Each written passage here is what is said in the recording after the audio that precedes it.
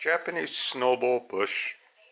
About August, I grabbed myself a branch. I cut it, put it in the ground, and it rooted. Take a real nice close look. Right at the base, it's starting to sprout up and growing.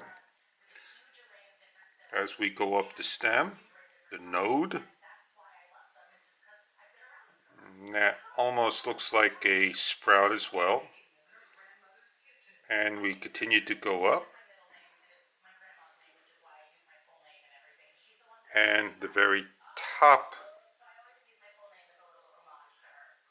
you have a sprout. I would like to get myself a 2-liter bottle, put it over this to keep the heat in. We're going to see what this plant looks like as December approaches.